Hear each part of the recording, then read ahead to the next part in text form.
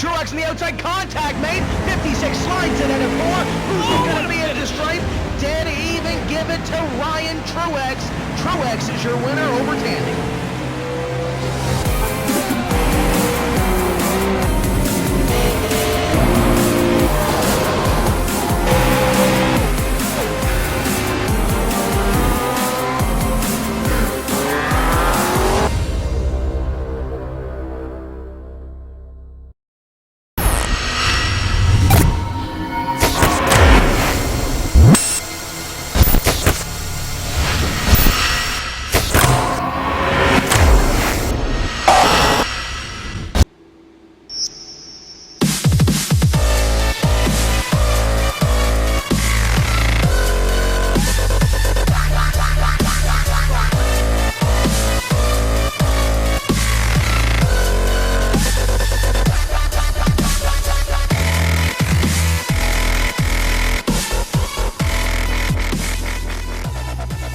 Good evening and welcome to RaceSpotTV. We're live here for the 8th annual CORT Indianapolis 500k, sponsored by Trading Paints. Good evening, I'm Rachel Whitefield, joining you tonight for 125 laps of the greatest American speedway. We're here live now, the cars on their formation lap, preparing to go toe-to-toe around this iconic speedway. Grid for this race will be Julian Madore on the pole, but joining him on the front row is Brett Black. Second row, Rick Music and Andrew Hess. Third row, Chad Lance and Andrew Hayes. Fourth row, Andrew Boffel and John Eckert. Behind them, Tyler Tucker, Joseph Carvon, rounding out your top 10. Nate Baker and Bradley Walters, Jason Finch, Cody McCorkle, Matt Harrington, Michael Chin, Nick Stoller, James Gutter, Morgan Murphy, Will Roberts, Brian Sullivan, Chris Sweat, Wayne Lemp Jr., Sean Sadler, David Dambos, Dawn Taylor, Kevin Barnett, Christopher Carpenter, Chris Gutierrez, and John Martin. I'm going to be joined here tonight in the booth by Cam Walsh. Good evening, Cam. Hey, I had this thing on my... Hey, good morning, good evening, good afternoon, anybody, everywhere. Hello, we're going to be doing the lovely race here at Indianapolis, so it seems, Rachel. Yes, indeed, and the lights on the pace car are out. We'll be going green this time. That pace car will make its trip down to the pit lane as we prepare to go green. 125 laps. The pace car dives to pit road. Cars lining up 2 by 2. They're getting ready for the green flag. We'll go green. Right now, green, green, green. Cars are away, speeding down the speedway right to turn 1. One of the trickiest track corners on this circuit. Especially in these wind conditions, this corner, of course, being the fastest entry. Cars getting single file very rapidly at the front of the pack. In fact, the entire field instantly single file as we run through turn 1 and 2. Several cars leaving from pit road from grid penalties. Julian Madore, your leader, is leading right now from Brett Black in that GoDaddy machine. The shell car of Madore taking a great line at the start of this one, following, of course, last week. These drivers prepared their grid positions. Cam, good start to the race. Yeah, everyone getting away very cleanly here. Everything looks to be in order here as we have just an absolute mob of these Delaras heading screaming down the track that they are built for here at Indianapolis. It's going to be definitely trying here. Only 500 kilometers, but still in spirit, this is going to be one heck of a race. It should be indeed. Pretty good start to these cars so far. Lap 2 going to complete this time round. Single file largely throughout this field, apart from at the front where we have Rick Music making a move on the inside of Brett Black for that second position. He'll have the inside line into turn 4. That Mobile One machine will take the position. Good clean pass there. Yeah, everyone seems to be doing good right now here. Still coming in here, but no, everyone seems to be doing good so far. Now, this is where everyone wants to find out where each other's setups are, really, as they are going single file. It's good to see everyone playing nicely in the early goings here. Still only 125 laps, but this is still a very big challenge at Indianapolis, as Got a slight battle up front in the top 3, top 4 position cars, but overall, I think everyone's just feeling each other out right now, and that's a very important thing to do before somebody wrecks. It is indeed. Of course, your top 7 making a slight breakaway here from the rest of the pack. We have a second pack led by that number 31 car of, Joseph Carbone, number 30 car. Those two were too wide in turn 3 and 4, but now they're single file once again, trying to catch up to that lead pack. Julian Medorcam, he's got a bit of a good run on this car at the moment. 19, we have a spin further backward to try and get you a replay of exactly what happened to him. That is Chad Lance, that number 19 car. We will get you a replay right now. Yes, now, I'm not sure if this is bringing out the caution. I don't believe it is, but when you have a car that spins to the inside, typically it doesn't bring out the caution. It all depends on what he did, if he hit anything. Well, he did. He clipped that outside wall in turn 1.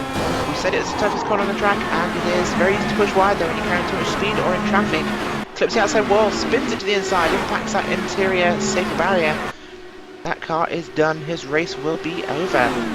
Very early exit there for Chad Lance in that 19 machine. Qualified in the top 5, of course, Cam, so that's one of the big contenders so far out of the race. Yeah, that's always a very tough way to get under, to start a long race, clipping these walls, but turn 1 is very, very difficult, and it catches out everybody no matter the skill levels and what you're racing. It is just, it's difficult, and I think it's going to catch out more people as we go on. It certainly should, and of course, difficult tracks. Once the tyres start to wear down, these cars really want to push to the outside, especially when you get into that traffic, although this is open. Oh, we have further contact further back in the field over here. Someone kissing that outside wall. Very easy to do, and guys getting racy very early, so this will happen more and more. Yeah, now, this is one of those things. Well, you found out what the car in front of you is doing, and now you're starting to get a little impatient. I'm a little faster here, I'm a little slower here. And I think people are going to be trying to make their moves as the front 2 have absolutely checked out from the field so far. There are a couple of, everyone's still quite staying together in the middle of the pack, but those leaders are definitely pulling away. They are, of course, and those beautiful paint schemes you're seeing on those cars right now, brought to us in large part thanks to Trading Paints, the organisation that run the TradingPaints.com website. If you're new to iRacing and you do not use Trading Paints, check them out. They allow you to not only shop for custom skins to use in your car free of charge in the showroom, but to upload your own custom artwork for other drivers to see on the iRacing.com service. So check them out at TradingPaints.com, Cam. Yeah, and Trading Paint's something that I've been using for a very, very long time. Having one of these cars, of course, they're greatly modeled cars, and then to have these amazing skins made by the community and made for the community can really bring it home. These DW12s, of course, many paint schemes from all eras of motorsport racing. It makes it real fun. You know, you can see an IndyCar, say, in Gulf liveries, or you could just go on and on and on about what could happen with the community. But Trading Paints really it takes it to the next level, I think, as far as simulations go, because it's just great, and it's always great that it's the community doing it. It is indeed, and speaking of checking out to the next level, Julian Medor and Rick Music, they have cleared the field to a tune of 1.6 seconds at this point. Those two pulling away big time, Cam. Definitely working together. And we just had an incident here. We did. Yes, caution, yellow flag is out. Yeah, that is Morgan Murphy and Sean Sadler there, back in position, well, they run 14th and 15th. Looks like some people didn't really want to play nice entering. Well, actually, you know what? I think we can see here on the replay, Sean Sadler's car, number 15, also had a mistake and crashed out. Did somebody crash out in front of him? Yes, I believe they did. They did indeed. Just checking back now with your traffic. That would be the car of Sadler and the number 66 in front of him, Morgan Murphy.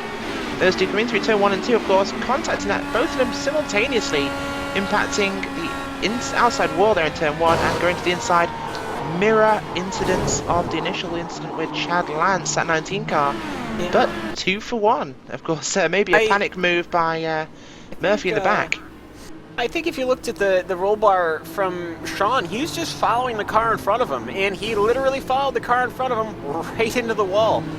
You start getting into the habit of using the car in front of you for your braking point. Can definitely make you go faster. It can also have that effect on you. Sean Souther following that car right into the exit of that turn 1 wall. And now we've got 2 cars and a caution that are going to be out of this race. That brings 3 cars out, but that still brings us 27 cars in this rather stuffed field. So as they do follow the pace car here, going to reset. They're only 10 laps in. I'm not necessarily sure what they're going to want to do pit-wise. Doesn't look like Julian Medor's going to be taking anything into the pits, but everyone else is. Rick Music, Andrew Hess, Brett Black, Andrew Hayes, Matt Harrington, Joseph Savone are all going in. Doesn't look like we have too many people staying out, though. We do not indeed, of course, your leader staying out. That could be an issue for him. About 3 cars total of your entire field will be staying out. That includes Nate Baker, that number 31 machine, and Cody McCorkle in that number 8 car. So, yeah, beautiful National Guard livery on that DW12 there, Cam. Yeah, I mean, just a mob in pit lane here. Of course, everybody coming in, almost 25 cars, as everyone's trying to scramble out. I'm not necessarily sure if people have short-filled or not to get position, but I will say in the early goings, cautions do breed cautions, and it's very one of those things where some of these guys that have stayed out, they're almost, I don't want to say they're hoping for a caution, but maybe they're planning on it. Well, that's one of those things you can always do in a race like this. Once you have a yellow flag, as you say, Cam, it does tend to encourage others. You get different cars, different tyre strategies, and that will end up with different performance and speeds. So, lap 10, of course, of 125 here, you are somewhat in a window, but not quite. Of course, this car can do roughly 30 laps to a tank of fuel on this Indianapolis circuit, depending on your fuel mixture mode. But Medor clearly happy with his car. It's been performing very well so far, Cam.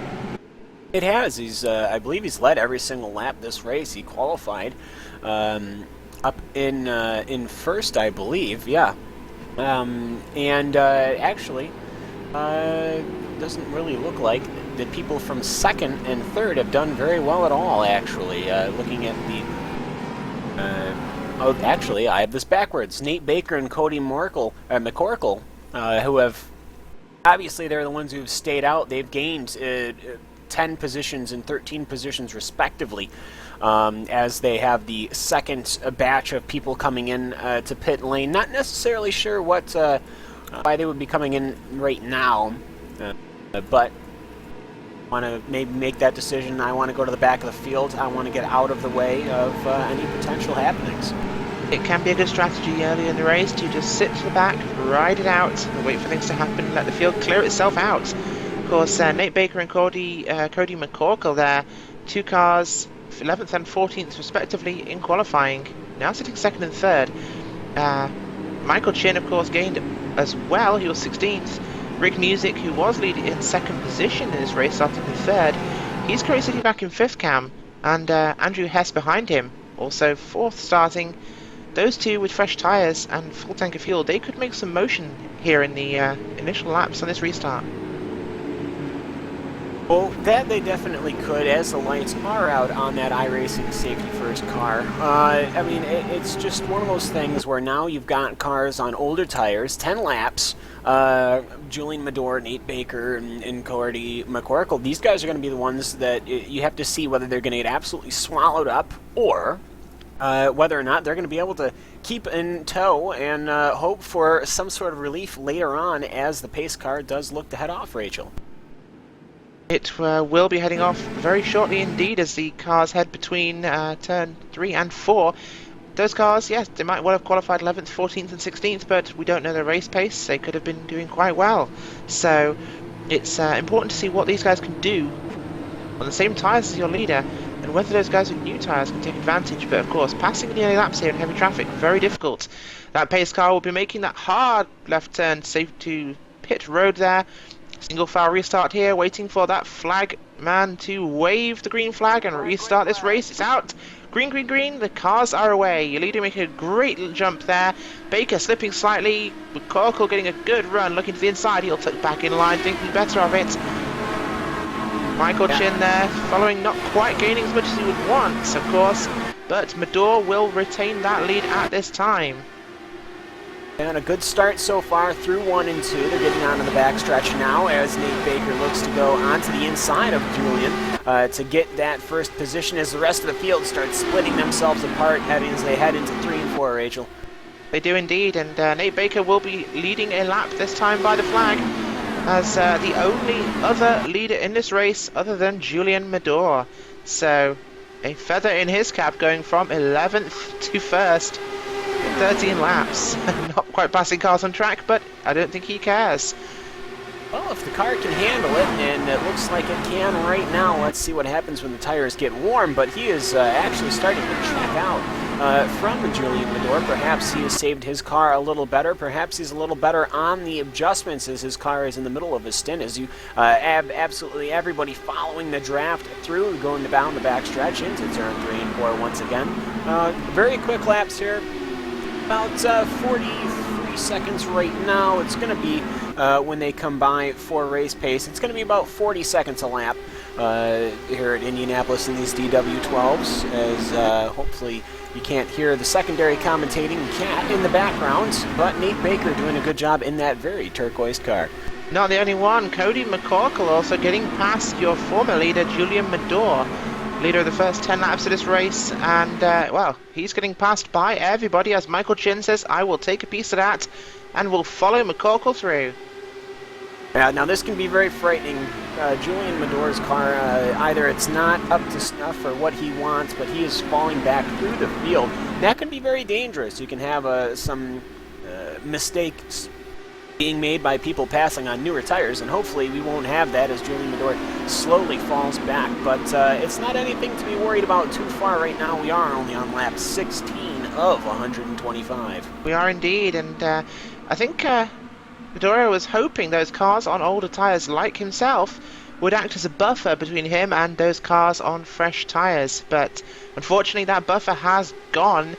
And perhaps chewed those tires up bleeding in that clean air, of course, Cam. But he's now about to be passed by Rick Music and Andrew Hess from behind. He is getting freight trained here at Indianapolis. That is not what he would have wanted. And that outside line going through the corners can be very hazardous, but he makes it stick through 3 and 4, defending against the purple car of Andrew Hess there as they all come back into 1 and 2. Andrew Hess very aggressive right now, trying to get past as he has gone both on the inside and the outside, at least to attempt to pass on Julian Mador. But right now, looking back up to the front of the field, Nate Baker is checking out. His last lap was a 40.6. Michael Chin's last lap a 41.1. So he is absolutely flying right now, but how long can that last? Exactly, and checking out at the front for Nate Baker could well be his death warrant, like it was there for Julian Mador.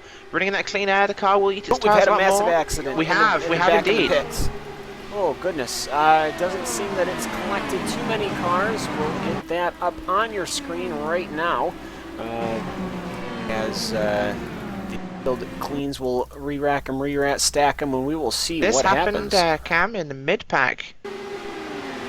That's always a bad place to have, and as okay, there we go. I've got the car here. Somebody going spinning wildly off of turn number 4. That is Nick Chris Starlin. No, it's not. You're right. Sorry, Chris. Started it here. I see it now as Hugo brings it up on the camera. It looks like he just got loose coming off of 4. Nailed the inside wall and collected 1 single car. Good evasion, actually, by multiple vehicles there as Chris Sweet going for an absolute horrid ride on the exit to 4. Yep, not what you would like to have happen here, and of course that car might well be wrecked in front of the entrance to pit road, but he will be able to take advantage. That car is toast. That number 40 shell machine is, well, beyond repair. And judging by his colour scheme, provided of course by TradingPaints.com, to the iRacing service, I think he could well be a teammate there of Julian Mador. Oh, it definitely could be. But right now, just kind of settling back. You kind of sit back and go, wow, what just happened? A high-speed accident around 220 miles an hour. Now you're sitting there out of the CORT Trading Paints Championship, Indianapolis, 500 kilometers. All that practice for naught as it ends for Chris Sweet on lap number 17. As now, trouble for Nate Baker, though, up in the front of the field. He was checking out, and now he has got Michael Chin on newer tires behind him and a pace car in front of him. Cam, do you think we'll see Julian Madore and himself, Nate Baker, come down pit road this time, of course, take advantage of that safety car? No, Baker will stay out. They would, but no, Nate Baker... yes, he will, and Julian Madore will remedy his earlier error. He will come to pit road, get those fresh tires, and help him run better in traffic. Yes, now, Nate Baker, interesting strategy there, as we've also had a couple of other cars. It's pretty much the entire field. It is going to be Nick Stallner staying out, as we'll bring out whoever stays out. Nate Baker, Joseph Savone, Jake Finch, and they are... Stallner there, okay. So, yeah. 4 cars staying out as everyone else dumps into their pit lanes. This is kind of a tight quarters here, as it's just an absolute mash of color in the pit lane, as we almost had a fight off of pit road there. Michael Chin does get out ahead of Rick Music, and followed by Cody McCorkle, Andrew Hess, and Julian Madore comes out somewhere in the front 10, I think. Not necessarily a great pit stop for him, but he's out behind Andrew Hess, and they'll reset, and we'll reset here in the commentary booth, as they'll get behind that Mustang safety car, and we'll just have to re-rack them, restack them, and see where we go from there. We will indeed, and of course, having completed the pit cycle here, I think we should be expecting at least 2 more laps. We'll just go quickly to commercial.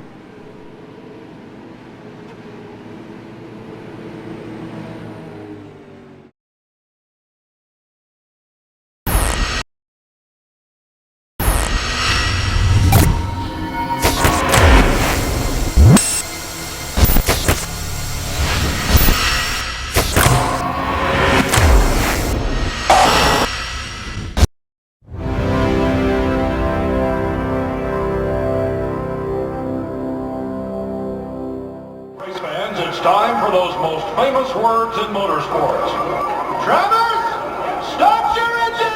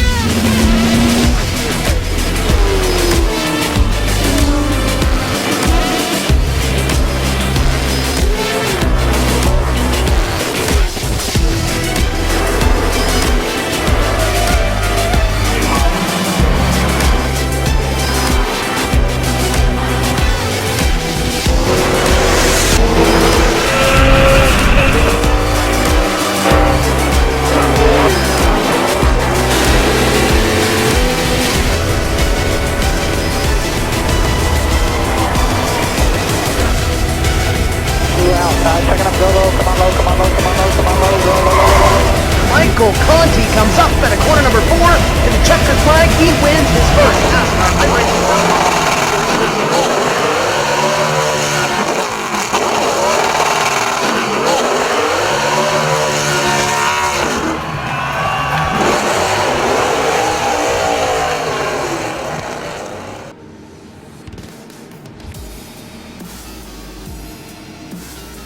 Welcome back to the 8th annual CORT Indianapolis 500K here at Indianapolis Motor Speedway. Rachel Whiteford back with Cam Walsh, and lights on the first safety car are out as they will enter turn 4. We're going to go back to green this time round. Everybody's stacked and racked here, and looks like we'll get a good start right now. We'll see what happens with Nate Baker, the leader of this stack. We will indeed, of course. Remember, he stayed out for both stints so far. Safety car will dive to pit road, and he will be in control of this field. Taking a very early defensive line there for Baker as they run to this flag. Could get swamped by Savoni, and green flag, they are away. Baker taking a great line into turn 1, as though Starlo will have a look to the inside, covered by Finch, and they will get through turn 1. That first 4 cars, Cam, making a nice restart. Yes, Jake Finch there getting very aggressive, dove below that white line. That can be deadly for these Indianapolis cars. But Nate Baker very defensive as Jake Finch once again stretches it right down on the inside as they go 3 wide. But for a second, Jake Finch challenging for the lead right off the restart, pushing Nate Baker to the outside. And I believe Jake Finch might get to lead 1 lap, but no. You will not indeed. They had a comment, of course, from Sean Sadler, very involved in that earlier incident, Cam. He followed that car in front of him, that 66, right into the wall. Just a case, as we said, of keeping your eye on the car more than the track. And these guys right now are definitely keeping their eyes all over the cars. There's a seamless link there.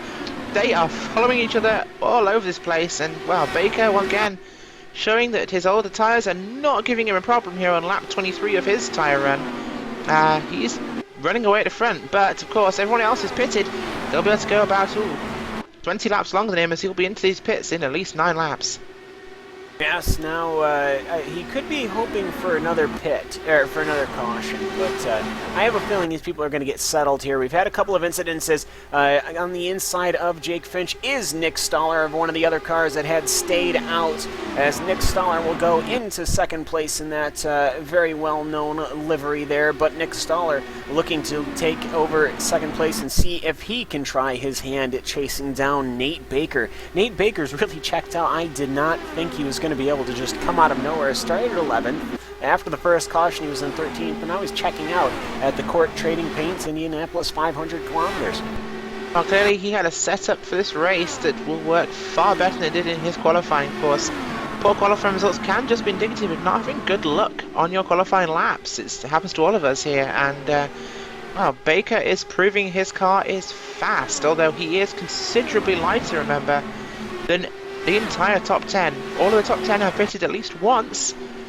He has not, so old tyres, yes, but very light on fuel. We're on lap 25. He can only have, Cam, maximum of 5 laps remaining.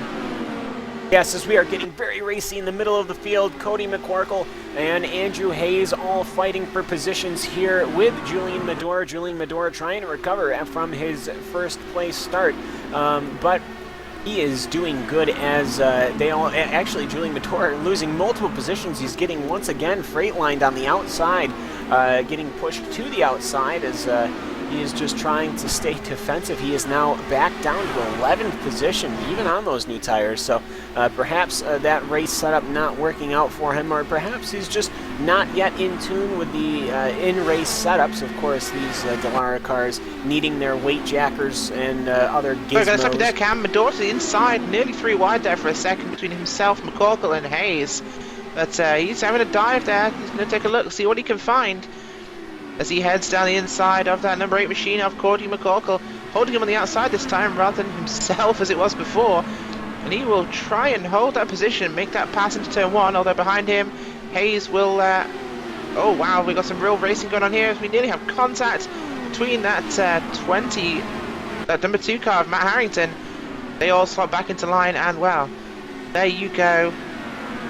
Julian Medora, he finally makes his way out of that little pack, and he starts his way back towards the front, Cam. Yes, and that is some slicing and dicing between Brett Black and Matt Harrington there. Brett Black in that white car, actually the green car, that GoDaddy car there, getting followed by that Mike Harrington white Dallara car. These guys are slicing and dicing. I believe Harrington would like to get past, but isn't able to make that pass on Brett Black. These guys getting into single file line now, though. As a couple of cars are going 2 wide. Alex Beaufils, the number 8 car, making a pass in position for position number 20th. These guys are even fighting all the way in the back of the field, as we have to remember right now we've got 26 cars on the track right now. And it seems that everyone is just settling in, and Nate Baker's fears are coming true. He is quickly coming to the conclusion that perhaps he should have come in that last time by. Probably should have done. He could at least have run a lot longer here, but being off sequence might not be such a bad thing for him, depending on how the numbers crunch and what cautions we get later in this race. Just been looking through this field, Cam, but one of the benefits here of trading paints and this Dallara car from iRacing.com is that you can have pretty much any paint scheme you want, and that also extends to the manufacturers. And so far I've seen, apart from your usual Hondas and Chevrolets, we've got Mercedes, we've got Toyotas. This is one of the real benefits there of, Ford. One of the real benefits of trading paints is you can make what you want from the iRacing service. So, your favourite manufacturer not in IndyCar? That's not a problem. Trading paints lets everybody else see just what you do. Yeah, there's a Toyota too. That makes me laugh for some reason. That shouldn't make me. I feel bad now. At least it's not a Lotus. Well, there's 2 Toyotas actually. Go guys, go. No, I'm actually a big fan of the Honda, so we can stay with those Honda engines. Nate Baker, though, pushing that car to the front of that field. He is constantly running. Well, actually, he's losing some lap time to Nick Stoller. Nick Stoller having fought for that second position, and he is now checked out from Michael Shin as these 3 horses are breaking away from the field and starting to really show their stretch their legs here. But I just have to wonder how much fuel does that Nate Baker car have? Well, we know there've been 2 cautions so far, totaling a rough amount of 8 laps, Cam. So that means he will have saved approximately 2 to 3 laps of fuel. So running on lap 31 right now, expect him either this time or next lap around, because beyond 30 laps, this car really doesn't like to run unless you turn that fuel mixture mode down, which of course these drivers can do from the cockpit. But you lose significant time doing so. Will he come in this time by? He will not. He will stay out to lead another lap. Risky strategy, of course. Risks not only running out of fuel, of course, but green flag stops when the entire field haven't. Can put him far, far back in the field, especially if a caution comes out whilst he's in, or if he's particularly slow and the leaders can get back around again. Yes, that is one big fear, is going a lap down. I don't believe the time delta for pits. He probably will go a lap down. But it is just a very dangerous game right now for Mr. Baker in that number 31 car that he is playing. But he will have to make that decision rather quickly, though, as he is currently the leading. He will go one more lap at least. Doesn't even make a faint attempt into pit lane, though. Nick Stoller still following behind. Jake Finch still following him. Joseph Cervone and Rick Music, your top 6. As Rick Music is actually starting to come under attack from that Andrew Hess Toyota car there. That's I'm not quite sure who inspired that paint scheme, but whenever we can fit purple into these racing cars, I am always a happy camper. Oh, indeed. Looks very good in there. A Toyota chasing a Ford. Might as well be NASCAR, but better.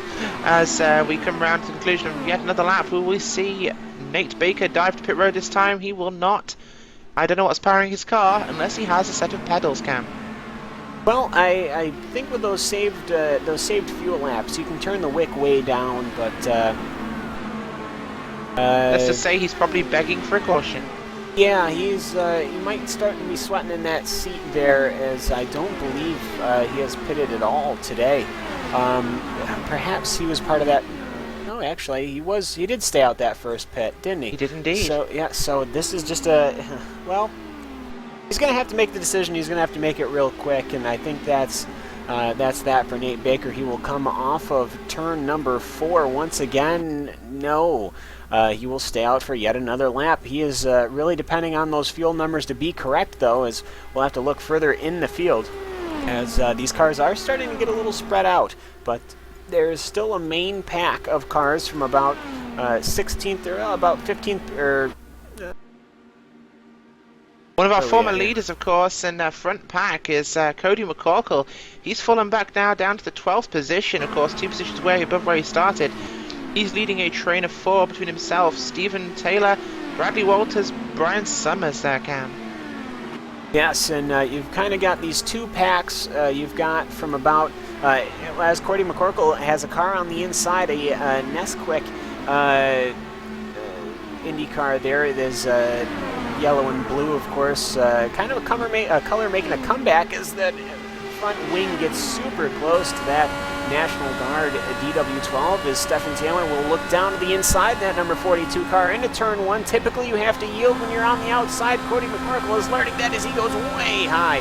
The rear end of that car stepping out, but he keeps it and he will simply lose a position, and he'll actually have the arrow to get behind Stephen Taylor, and he will look to make another pass, but Bradley Walters and Brian Sullivan are closing in, Rachel.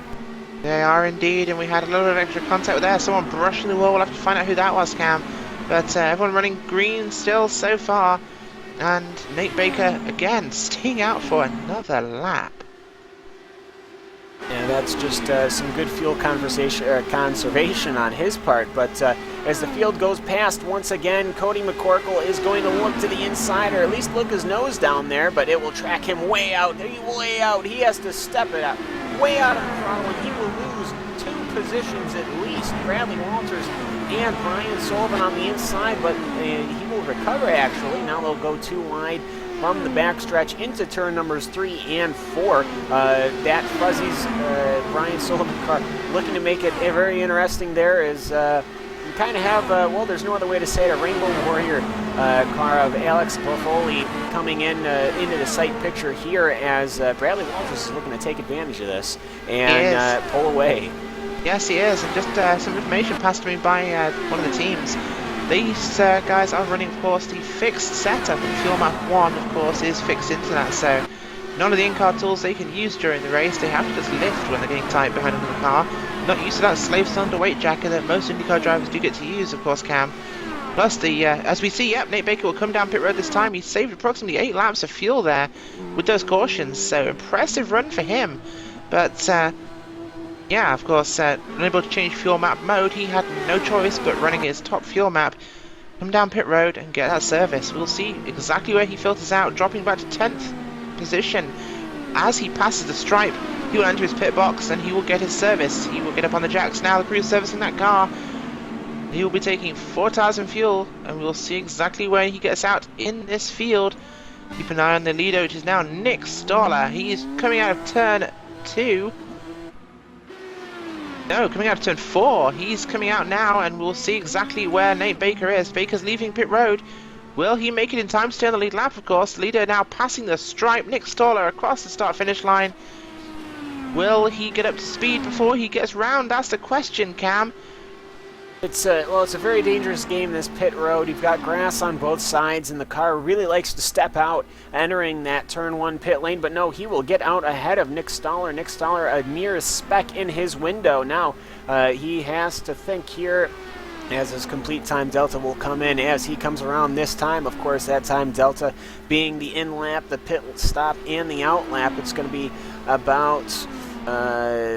as he crosses the stripe, I'll do some loose math here. It'll be about 1 minute and 45 seconds between the total delta as Nick Stoller now behind, still running 40-second laps on his car. Of course, he had not come in on the second pit stop, so he should be coming in the next 8 to 9 laps, I would say. He should indeed, and that will take the pressure there off Nate Baker, currently running the last car on the lead lap. Nearly an entire lap behind our leader Nick Stoller, but of course other cars will cycle through and they will have to pit. So some early fast laps there, very clean air, which is very comforting for a driver, of course, Cam. Nate Baker can just tick off those laps and see what happens. This car on race fuel is capable of running this entire lap flat on the fixed setup package that is offered by iRacing.com. These cars, of course, everyone has the same equipment. You can run flat in clean air. This is exactly what he has. He can just relax for a while. Yes, you can, as the back of the field is still wrestling from position 17 onward. James Gouda leading this pack as Cody McCorkle once again looking to chase down this Valvoline-sponsored car. Of course, car in the wall, heavy. Yeah, almost. That is Kevin Bartlett. The Kevin Bartlett doing exactly what every car so far has done.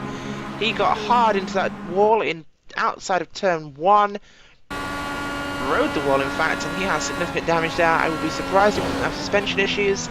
That car is very slow. He's dropped positions. He will be coming to pit road this time by, I expect. Yes, he pulls it onto the access road just to provide safety for those cars coming in at higher speeds. Of course, most cars will exit off turn 4, Cam. That car could well be dealt with for today. Yeah, I believe that might very well be. That was a very hard pancake, as he is holding that wheel at an angle, not just because of the corner, but that's just because of how his wheels are. Very unfortunate for Kevin Barnlett. He was in position at 25 beforehand, sort of in the back of the pack, but still fighting. Of course, as these guys are quite close together, he'll pull it down pit lane, and thankfully not bringing out a caution, though Nate Baker would have probably appreciated that, but now everybody is going to have to still be going on the plan for green flag pit stops, as Nick Stoller and Michael Chin are now simply 2 seconds apart, running very similar lap times, but right now the check marks are going in the way of that apparently Ford-powered Michael Chin DW12. They are indeed, and that William Rast Honda of Nick Stoller leading this race. 2.1 second lead over second place. That is falling though, as Chin's Ford is definitely moving around this racetrack, Cam. Big improvement for him there. We'll find out exactly what that delta will be as he crosses the line. And it will be 2.42. He gains on Michael Chin, this time by 1.5 tenths of a second. So Nick Stoller holding this lead pretty well.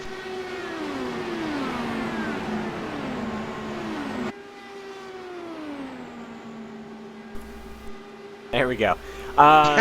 Excuse me, folks, we had some minor technical issues, but we are back. In fact, we'll probably go to commercial.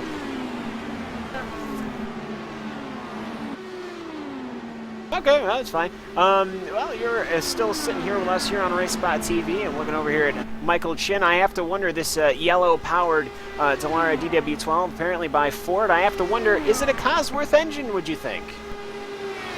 Well, considering Cosworth have been Ford's most proud racing engines, I would have to expect it might be a Cosworth engine. Of course, Cosworth have powered several Formula 1 cars, many Formula 1 cars throughout the years, and Indy cars, so a proud heritage in motor racing for Ford. Yes, and of course Ford coming back into the fray, which is good. Everybody, I think we're in a very exciting time for motorsports, just in general. Open wheel, closed wheel, prototype, tin top, even the stock cars, as Nick Stoller, speaking of stock, Stoller is coming down that William Fast DW12 coming in, as well as somebody else. I wonder if that is Jake Finch. Yes, it is, as your front 2 cars are coming in at the same time. This is kind of a good strategy. You want to keep your direct competition in your sights, Rachel. You do, and of course that allows them to reset any sort of overlap they might have had in terms of strategy. That way they can, obviously as mentioned, fight with that direct competition at a better level. So that number 3 car will be leaving pit road right now, very close to that pit wall. They're very dangerous to do that in these cars. He will get out of pit road and back up to speed as soon as he crosses the yellow orange cones. He will do that, and he's away. We will see where he filters out. Of course, most of your field will soon be coming to pit road for their service, as well, most of them stopped on that second caution. So we're starting to see that lap time tick over. That was, of course, lap 20. So expect to see things getting a little busy on pit road. I would expect once somebody from this caution pit stop pulls into the pits, I believe we are going to see wholesale pit stops, and that is when it is going to get very interesting, because you can, here at Indianapolis, make a lot of speed coming off of that turn 4 exit, but the pit lane entry is very deceiving. It is very, very short. As it were. You have to get on the brakes very hard, very early, and if you lose it, well, you've got concrete on both sides, and neither of them are friendly. And of course, the end of that attenuator is not entirely welcoming. From a driver's perspective, of course, coming out of turn 4, the car does not want to turn left anymore. It's saying, I've come all the way I'm going to go. I'm going right. I won't put you in the wall, but we'll have to compromise there. Getting that car across the left-hand side to enter pit road is very difficult. You have to kind of lift off as you're coming through 4. But you see this white line as these cars pass turn 4 and the pit entrance. There is a white line on the ground. That marks the commitment line, shall we say, for the pit road entrance. And you are braking from the start of that white line, Cam, to get that car slowed down to pit road speed, so you can actually apply your pit limiter. Yes, and again, the pit lane looks straight. You just peel off to the left, get on the brake a little bit, and there you go. But these cars are going at upwards of 215 miles an hour exiting turn 4. That's exiting speed. It's very quick. And if you're not really good at it... Oh, sorry, got to stop you there, Cam. We have a pass for position. Staller getting past Nate Baker, currently 23rd and 24th positions. So Staller now on the same pit cycle as Baker, doing a lot more with that, and he will have taken that position. So once pit cycle is complete, he will actually be our leader. Yeah, Stoller making that pass with those newer tires, about 5 or actually about like 8 laps newer, I would say. But Nick Stoller, though, having been slipstreamed past Nate Baker, I have to wonder, though, is Nate Baker hoping to just save a little bit of fuel here? But you never know what the plan is as he is creeping right up once again into turn 1. But Nate Baker will settle way back down.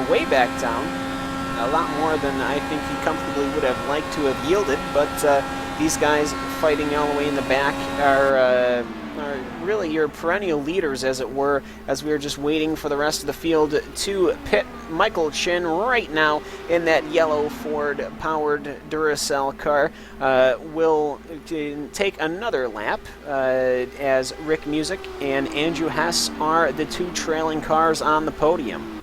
They are indeed, and we mentioned pit road is important here, and green flag stops at Indianapolis Motor Speedway, Cam. Jake Finch, one of our leaders for most of this race, of course, stayed out on that second caution. He's now scored as 1 lap down, as is Joseph Savone. Now, both cars have been running very, very fast, but we did say pit road is so important. You can lose time there. Just how good a job it was that Nate Baker and Nick Stoller managed to get out ahead of the leaders there is that several cars have now gone laps down. This could be a race-ending issue just because you're not quick enough off pit road.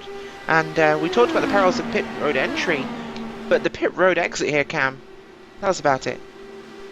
Yeah, pit road exit, you've got an immediate left pretty much as soon as you leave pit road.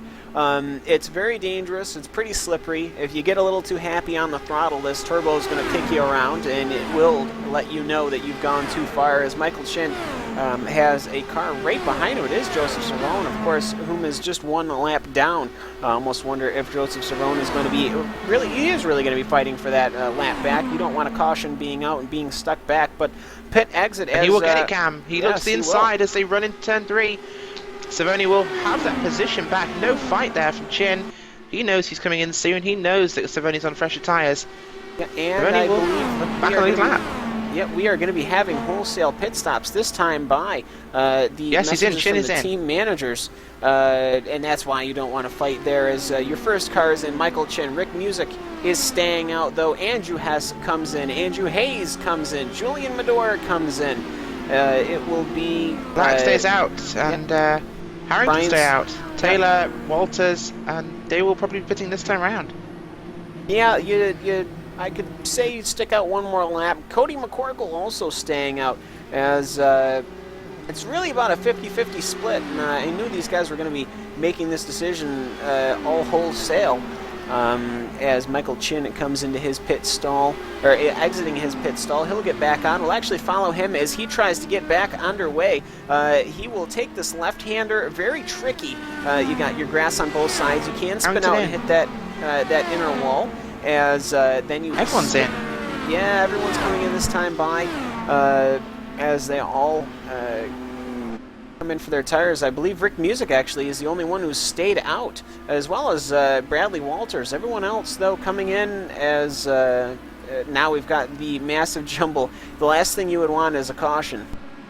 Yeah, I think that's probably why Rick Music stays out, Cam.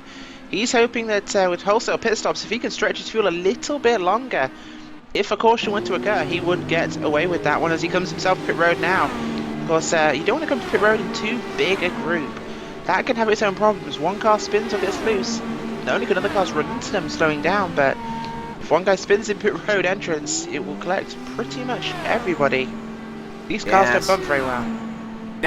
No, they're not really built for bumper cars, though. As These cars are trying to get back on track, though. This very difficult exit. Hopefully nobody picking up a penalty, though. Everyone looks to have done it very cleanly, very expertly, as Rick Music stopping his car. He is revving up that throttle as they finish up fueling that Mobil 1 car, and he will kick the tires. Off he goes, back onto that pit limiter, past the pit exit. We'll actually see if we can't follow him on the exit of pit lane here. It's this long left-hander with grass on both sides. Now they have to take the second turn as well. Sometimes you can join on that back there, but no, you have to go through this section here. Another double section. You're going about 180, 190 miles an hour with grass on both sides. Rick Music coming out. He will get out right next to Joseph Cervone, and he will now cycle back. I believe he will be about 6th or 7th position, possibly 8th, as they come by the line one more time. So Rick Music, his time in the sun is done now. Back up to Nick Stoller and Nick Baker, our two front-running cars. Well, they started here, of course, and let's not forget these guys are on vastly different strategies. No more so than Nate Baker. He was running, well, he didn't stop under our 2 cautions so far, Cam. He, well, had a pretty exciting strategy compared to the majority of the field who have pitted. This could be of great benefit to him or great pain. Of course, should a caution come out in those laps between him pitting and getting back into the field, he could be in real trouble. Yeah, I'm just looking through the lap times, the fastest laps. He is right up there with the fastest lap being run with a 40.5. Haven't really seen anybody faster than that, so he's got a very, very fast car, and we saw on its own, it's a lightning bolt, but he is having some trouble with Nick Stoller. Nick Stoller's checked out from him, actually. They put a car between him, Wayne Lemecki Jr. Getting lapped there, and this is a proper lapping now, as the leaders are starting to enter some traffic there, as the traffic is going to come very quickly, close and quickly, as Will Roberts goes on the inside. Car number 14 for position number 20 on John Eckert. That very retro DuPont car, or Alta, or Exalta. Yeah, there you go. I got it. With that Marlboro car. I definitely wouldn't be seeing that anytime soon, that Marlboro car. But these two guys fighting for position, and those leaders are coming screaming ever closer, as David Dambosi's actually back out in the field there. I believe he was our... No, that was Kevin Barlett. They're both in the same colored cars there. I got it. These leaders are now going to have to deal with cars not only being lapped down, but passing each other. They are indeed, and that means that, of course, this will now start to recycle this field through. You'll get cars laps down, but importantly, though, Nate Baker, Cam, he stopped on lap 38, which means he has about 8 laps before his fuel run will be up. Of course, that run extended to 38 laps because of the cautions we had. Not pitting and saved fuel, so could be in trouble soon.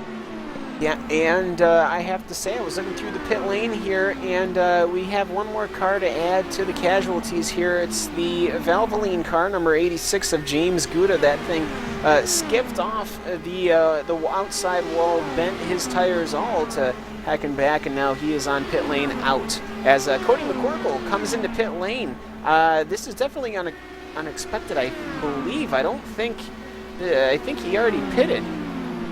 Yes, he has hit the wall. He was exiting off, I believe this was turn number 3, and he was just going in. We'll get this on replay. Lap number 60 for that car number 8, as he has an absolute issue on turn 3, comes up, climbs across the wall, and he will pancake that wall, and he will have to bring that car down into pit lane, as he does. I believe. Actually, no, he's still on track, but that car is starting to crab walk. I was expecting him to pit. I actually thought he had pitted, but no, that car is in a very unhealthy way, and Nate Baker is right behind him. He is indeed in Baker's second place now. He will take that position from that lap down car, of course, and Nick Stoller still your leader here today at number 98. William Rast car running very, very well so far. Well, started P17, which was, well, a long way back, and now leading this race in legitimate terms on pit cycle. Yeah, and leading it in good fashion as a lapped car gives him the corner. Very well done there. These guys all playing nicely with one another, as these guys are very courteous. Now it's going to be about another 15 seconds up the track, which is going to take Nick Stoller a while to get up to, but he's going to have quite a few cars to get up to. I don't think he's going to have any battles to run into, which is definitely not what you want to see as a leader, 2 cars battling for position. You do not indeed, and that means, of course, not only are you slower, but finding your way past lap cars, they don't tend to want to give up because they are fighting themselves. It's very difficult to deal with on the racetrack, especially somewhere here like Indianapolis, where passing is at a premium at best. So far we've had 2 cautions in this race for a total of 8 laps, Cam. Of course, no lap down cars at the time, so we got that one out of the way. Yeah, but, and just to clarify, Cody McCorkle has worked that number 8 National Guard car into pit lane, and he has gotten out of that vehicle. That is what another retirement, as that will bring the total retirement list to 7 cars. As we'll go through that list relatively quickly, as everything seems to be quieting down right now, just the middle of this race. We'll do a quick rundown of what's gone on so far. The start of this CORT Trading Paints Championship running very well, as everyone seems to have gotten away clearly, but on lap 8 or 9 we did have some issues with the cars having trouble with the outside wall of turn 1 and the exit to turn 4, as we have had Chad Lance, Sean Sadler, Morgan Murphy, Chris Sweat, Kevin Bartlett, James Gutza, and now Cody McCorkle, all cars that have had issues with the wall, and in some instances with Sean Sadler and Morgan Murphy, both of them having an issue with the wall at the same time. They did indeed, of course. Those 2 cars having a synchronized derp, both running the aero push into the outside wall. Of course, cars in front will also receive aero push, Cam, when you're running together, so you've got to really consider the overspeed you'll be carrying into that corner. More importantly, it is overspeed for the lead car. Due to the draft effect of the vehicles, you carry more speed in, you have to lift out to make the corner. The guy behind, dirty air, no real air on that front wing.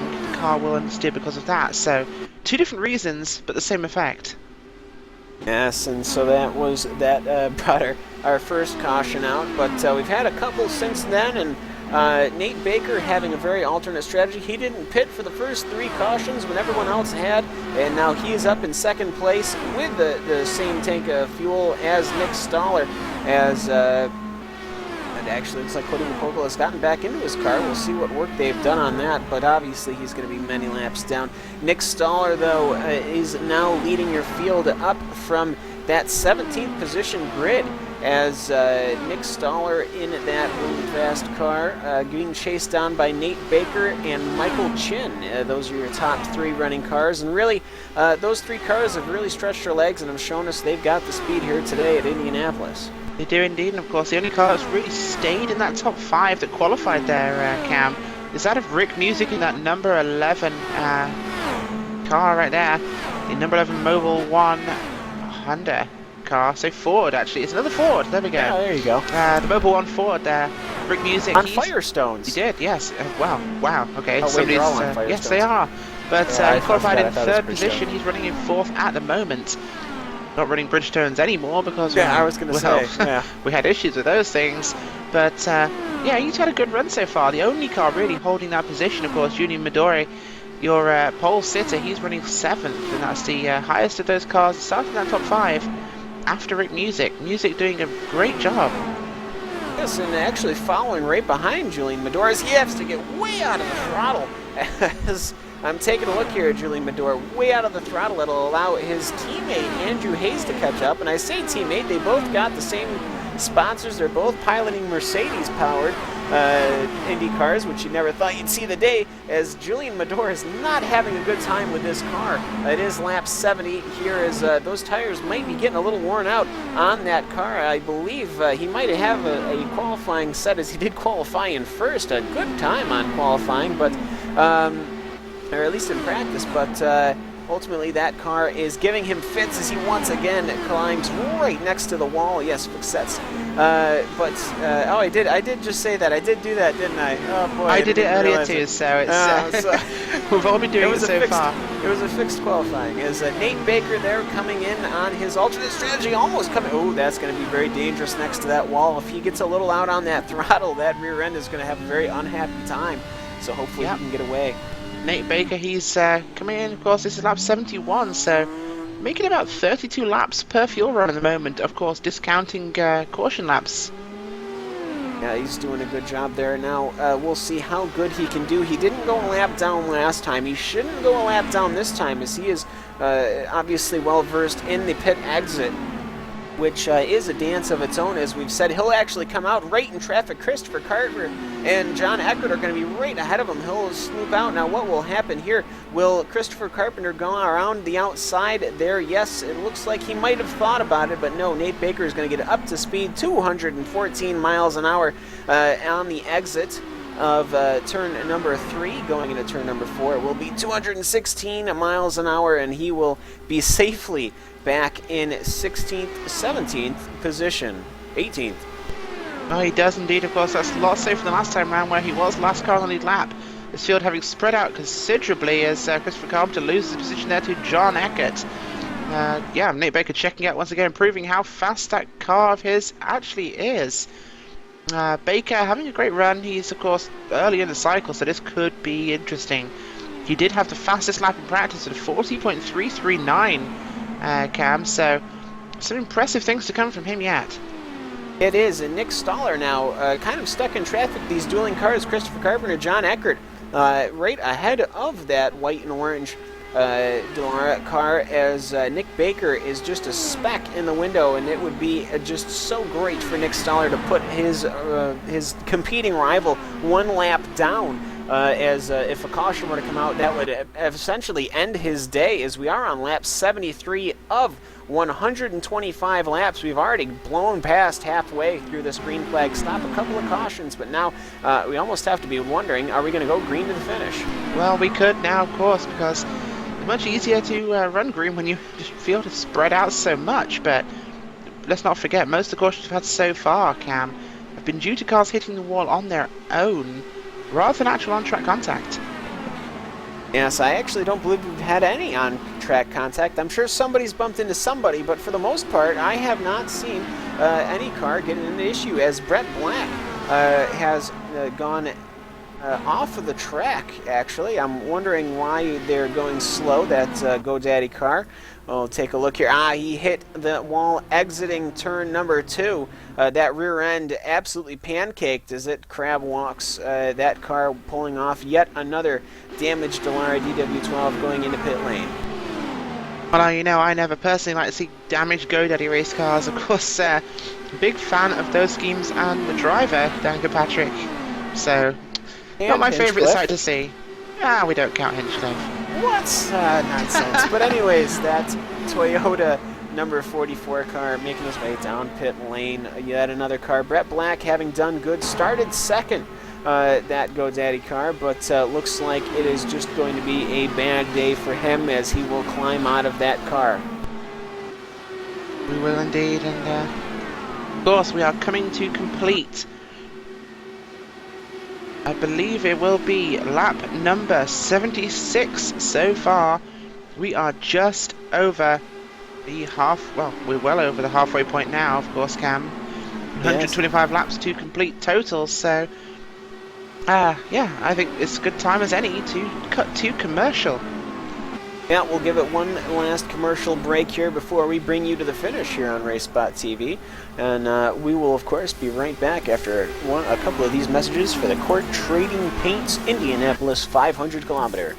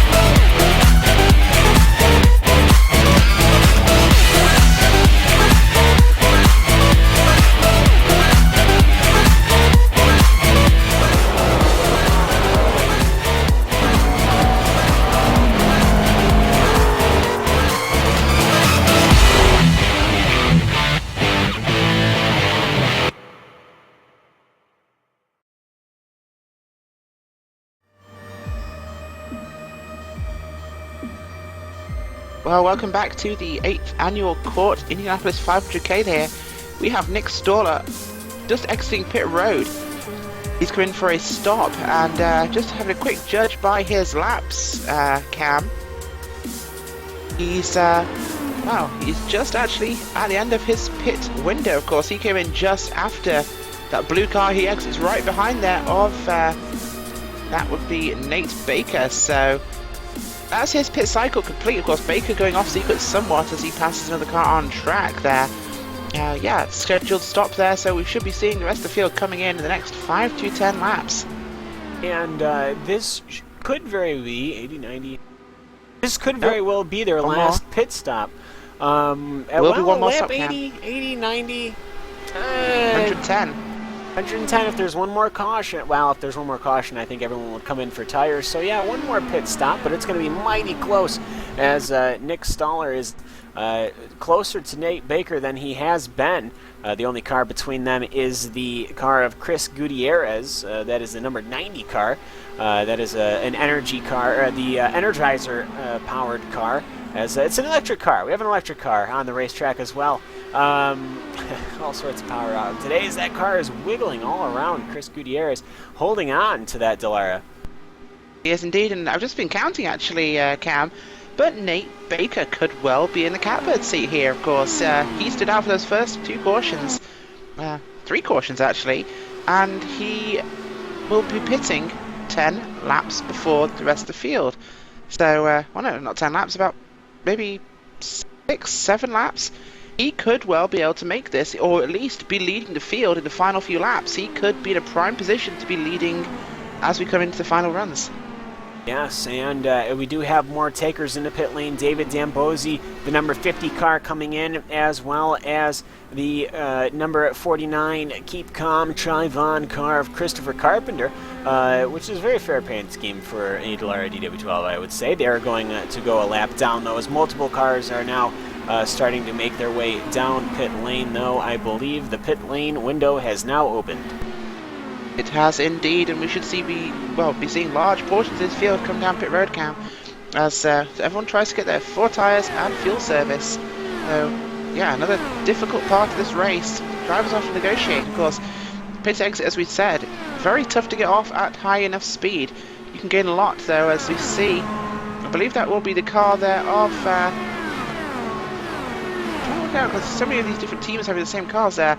Joseph Cavone getting past that car of Michael Chin, so he will be back on the lead lap at this stage. Yeah, as Joseph Savone, I believe Michael Chin might be nearing the end of his stint, as his last pit was on lap number 55, as he is just about near the end of his pits window. That foreign-powered Michael Chin car should be coming in soon. Rick Music, though, 0.6 of a second behind him on track, so I have a feeling as soon as Michael Chin ducks into the pit lane, Rick Music is going to be following him in. Yes, he will, and Rick Music will be taking that pit stop now, we expect, but he will stay out again. So Music and Chin still running 1-2 at the stage. And for those playing at home, in the Dallara DW12 here at the CORT Trading Paints Championship, it is Ford, from Toyota to Mercedes to Ford to Mercedes to Chevy. There you go. Honda not doing too great at the moment, of course. Not really meaning too much. Of course, if you do to iRacing, the manufacturers are put on by the drivers with these beautiful paint schemes, so it will... it's nice to see that. It is nice to see. The same cars, the same setups, so it's all up to the driver to make it work. The same car, same setup, but it's great fun to have these trading paints here for us to see here in the commentators booth. It makes it a good show for all of us. Indeed, and of course, just to remind people, trading paints, if you are new to iRacing, it's a independent service, but it allows sharing of paint schemes between drivers. It's a downloadable service you can install on your machine. It will not only upload your paint scheme for the other drivers to see, but download theirs to your computer, hassle-free. You get to see the full beauty of what iRacing's cars can look like with these community artwork on them, Cam. Yes, as speaking of some stuff happening on the track, a lapped down car of that was Wayne Lemecki Jr. there is looking to get past Chris Gutierrez as Michael Chin goes into the pits. Rick Music, though, stays out. This might be the decision of the race. Rick Music is out, is still out on the track as Michael Chin is now in. Andrew Hess staying out as well, as it looks like we do have quite a few takers, though. Julian Medor, Tylen Tucker are coming in as I'm just starting to worry with this Chris Gutierrez and Wayne Lemecki battle. If something bad might happen, you can catch out a lot of people. Yes, it definitely can. Of course, pit entrance is very dangerous. That attenuator has collected its share of IndyCars, Cam, so definitely going to be safe doing that. But right now, Rick Music, he's still out for yet another lap. So whatever he can save right now will be very important to the end. Yes, and well, everything that he can do makes his car lighter from this point further. Which, yeah, he has a 7-second lead. Yeah, which well, it's about 13 seconds, but he still has to come into the pits, Rick Music. But from this point forward, I think he's relatively safe. 25 laps to go. No, 35 laps to go. Don't worry, guys, I can do math. I'm American. So 35 laps to go as here he comes. Rick Music comes in. This might just be a little too far out of the window. It could be, but yeah, 35 laps, there will definitely be a splash and dash for these drivers. So, yep, Rick Music, no, Steven Tyler, sorry, coming in this time. Rick Music already into the pits. Yep, they will be looking at about 32 laps, so unless they save, they really will have to come in for another stop. It won't be long, but they will need fuel. Yes, and that would, of course, be disastrous for some drivers, but if there is but one caution flag as some cars now are joining in front of other cars, was causing some shifting back and forth. Alex Buffoli having to go around the emerging car of Andrew Hayes on the backstretch, but everyone seems to be getting back into their rows and trying to get underway here as our leader will now, well, it would have been the number 56 car of Bradley Walters, that USAA car, but instead another Ford-powered car, as a lot of Ford cars out there today. Yes. But no, that Bradley Walters car will not lead a lap, and instead he will pull into the pits and hand the lead over to that man right there, the number 31, that turquoised Nate Baker. Nate Baker, of course, cycling back to the lead. The man on the alternate strategy here, having a great race so far, but his fuel strategy could either be the biggest decision of the race or it could be the worst. We will find out very shortly, because he is pitting much earlier than the other drivers, Cam, so chances are he will need to make another stop. Other drivers, well, they will have to possibly stop, but maybe stopping that a little bit earlier by about 10 laps could be a big advantage there for Baker, allowing him to get back up to speed and running faster laps sooner. What do you think? Well, I think it's a very dangerous game at this point. It's getting to that window where if you're not coming in now, your fuel tank is going to still have fuel in it at the end, and that's not what you want. You want to get every ounce of speed you can, especially when everyone is running the similar sets. So you've got Nate Baker there in the lead, Nick Stoller about 1.1 seconds back, but just what do you do in that cockpit? We will have to find out, as he does lead yet another lap here at Indianapolis. Of course, 500 kilometers, 125 laps as we close out lap 93 and start lap number 94. Nick Stoller there is closing rapidly as he is only a seventh of a second back, and it will get closer. Nate Baker having to back way out of the throttle, that rear end stepping right out on him, and that allows Nick Stoller to catch right up, Rachel. He does indeed. Nick Stoller, of course, one of the biggest front runners as well as Baker. Stoller having a great run there on the back of Baker. He might be looking at a pass, especially into turn 1, Cam. Yes, but turn 1 could always be calamity as Nick Stoller is in the wheel wells of Nate Baker. These Indy cars doing 230 miles an hour down the front stretch. 127, excuse me, only 227 is Nick Stoller with the overspeed, backs out into turn 1. Turn 1, very tricky, especially with that shadow there from the stands. But Nick Stoller, though, should be able to get the speed on the backstretch if he doesn't have a mistake coming out of 2. He did have to back out a little bit there. He will not be able to catch up unless he really chucks it down to the inside. Going into 3 and 4, but now we have this duel. Nate Baker on lighter fuel, Nick Stoller on newer tires. It's 2 different strategies for the lead here as we start coming in on 25 laps to go in just 5 laps time. Nick Stoller, though, going to the inside. He is indeed. Of course, Baker will have to pit sooner, so he will get back ahead of Stoller if he doesn't get too far away. Big advantage there for Nate Baker. He can save a bit of fuel sitting behind Stoller, so not the worst decision in the race cam to let him through. Well, it's not, but we know that he needs fuel. He doesn't have fuel to the finish, and I think that he'd want to go and pack it right now. Get that fuel that you need, get those new tires, and then force your Stoller and Music to really run their number calculations, as Nate Baker could run out full open and cost them their fuel. As that is exactly what's going to happen. Yep. As he gets lap 96, this is his final stop. He will make it to the end cam. He will have just 29 laps, I believe, to the finish. Yeah, this is Nate Baker's final stop. He will run to the end here. This could be critical, and if he does get out and filter back to lead by the time everyone else stops, who actually will have to stop with 10 to go, he will be leading. This is going to be one of those big decisions there as he guns it and goes away. That turquoise Dora getting back on track as he will hit the pit lane and get back underway. Nick Stoller, though, is the leader, and we will see maybe Nick Stoller has been able to push. We can see, I believe, Nate Baker is once again going to beat Nick Stoller out of pit lane. Nate Baker, great pit exit, as you can just see once again. Nick Stoller, a speck in the mirror for Nate Baker. He will be, but yeah, very important pit stop there, and important timing for Nate Baker. Puts him in a really good position. Of course, most drivers having pitted on lap 80 cam means their next stop will be in about 10 to 15 laps, which of course will put them into the 110, 115 range. So their final stop, of course, will still have to be done, and Baker will cycle forwards, but of course he has still scored his last car on the lead lap. Leader Nick Stoller is currently passing through turn 2. Baker comfortably ahead on the back straight.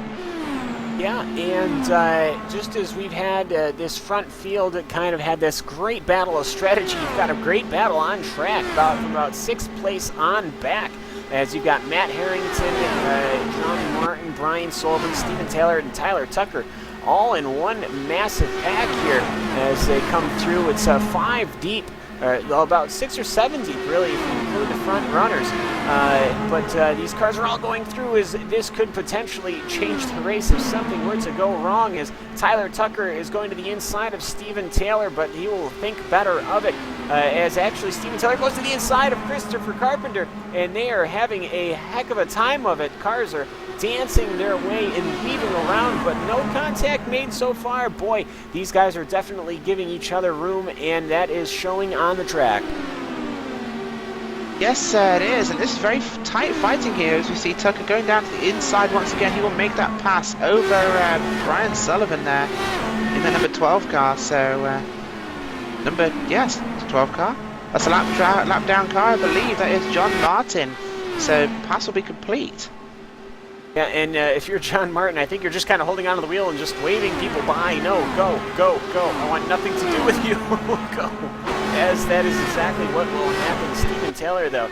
Now, as this is fighting for that top 10, Steven Taylor just on the outside, Tyler Tucker in 10th, as this action's kind of separated these guys here.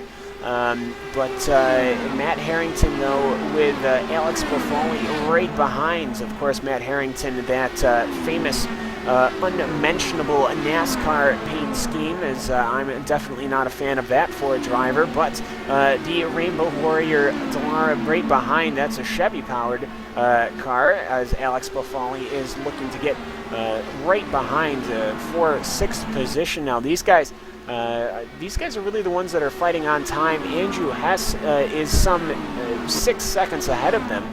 And they are some 20 seconds off the leader, so these guys are really fighting for their final positions here as we close in.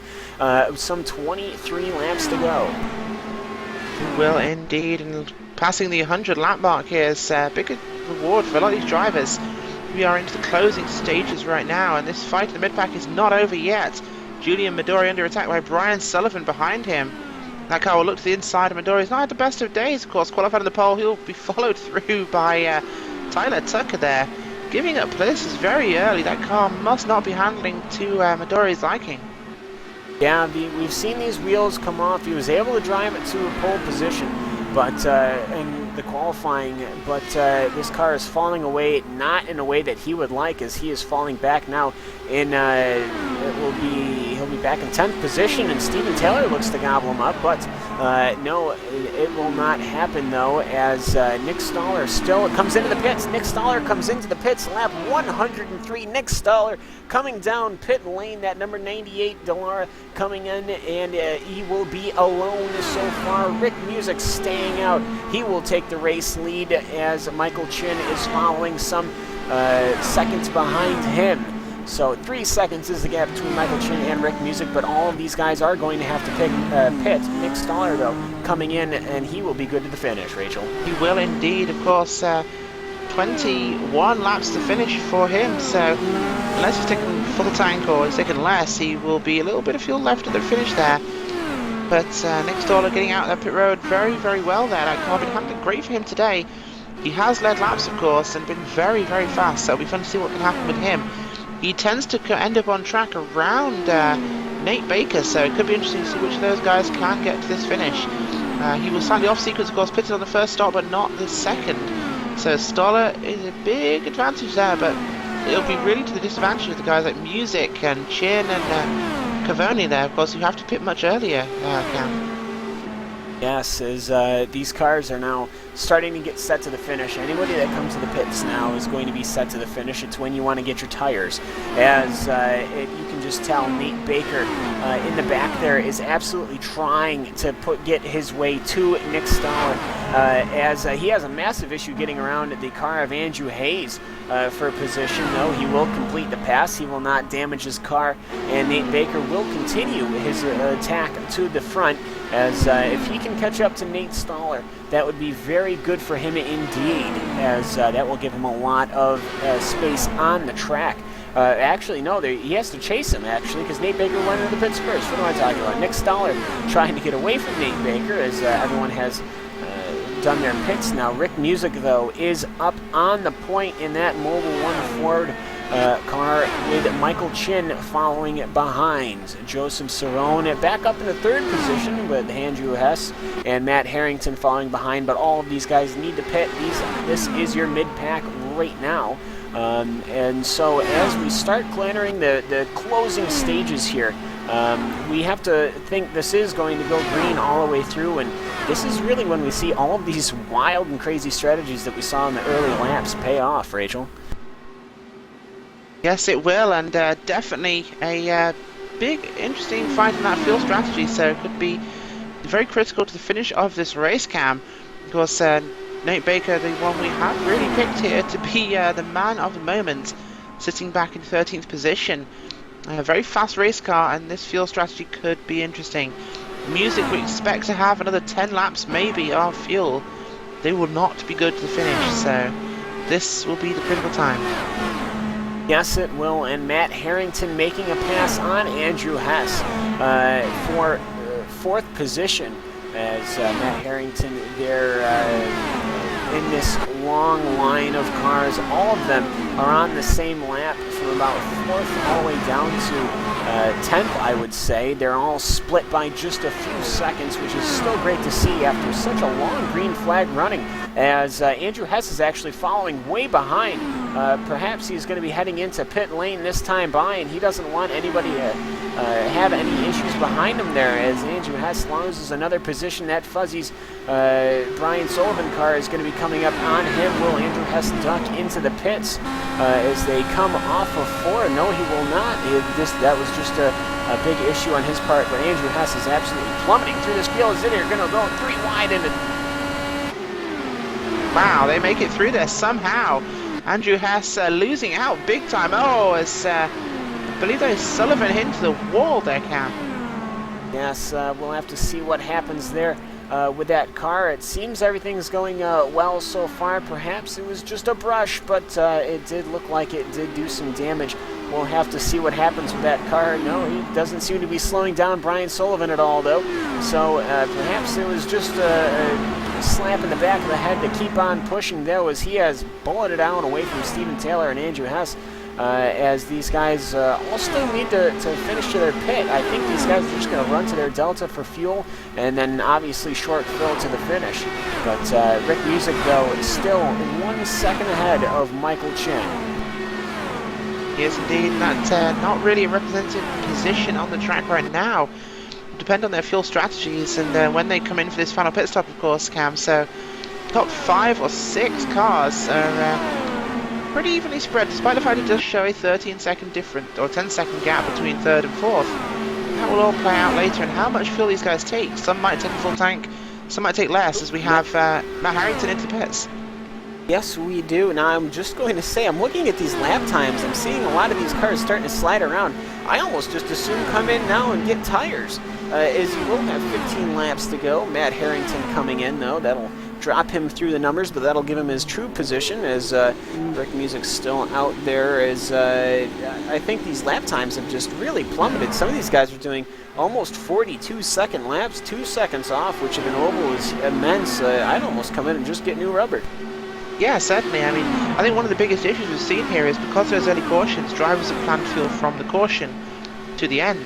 They haven't really kind of calculated the times backwards from the finish, which is what you've got to do in IndyCar racing, of course, Cam, as you well know. You want to plan your last stop on the numbers. You want to be coming to that white flag with fumes in the tank.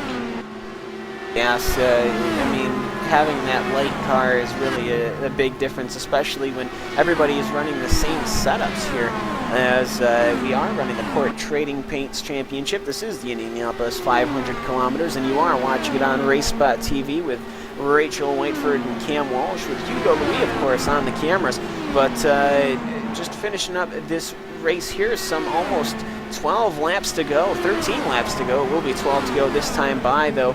As Rick Music's currently our leader, but we know that the man latest on the pits is Nate Baker. He was the earliest one, as the car number 55 is coming into the pits. And Rachel, I believe he has a cone stuck. Yes, chalk up another victim of motor racing. That 55 car there of, I believe that is Tyler Tucker. Yep, he has collected a safety cone. Another one bites the dust can.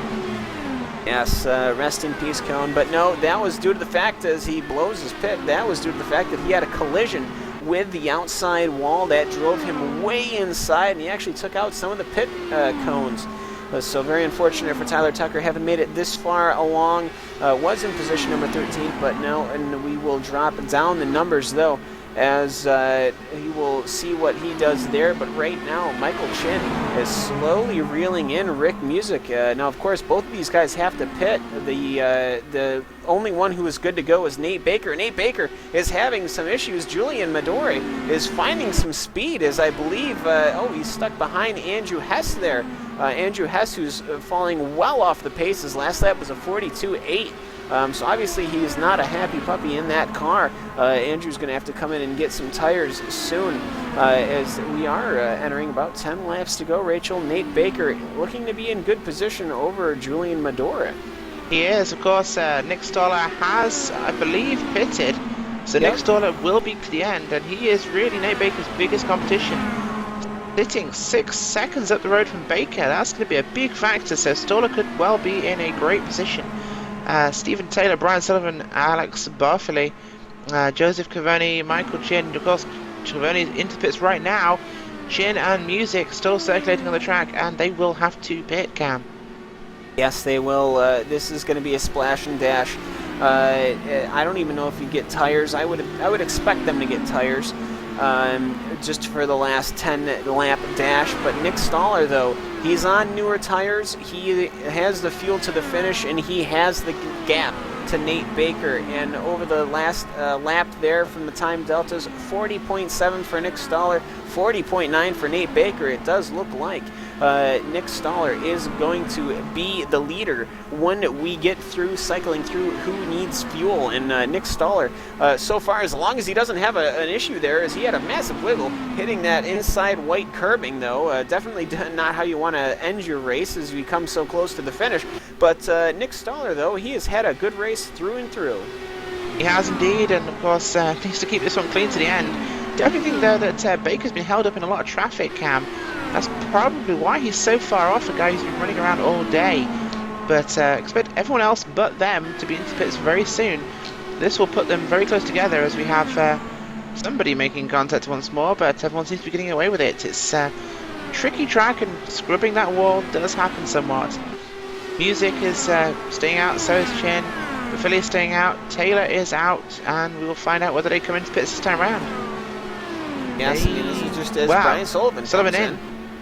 As he decides to come in for that. I almost think this is a little too late in the game. Your tires aren't going to be able to get up to temperature. You've already cost your pit position. You can't fight for any positions.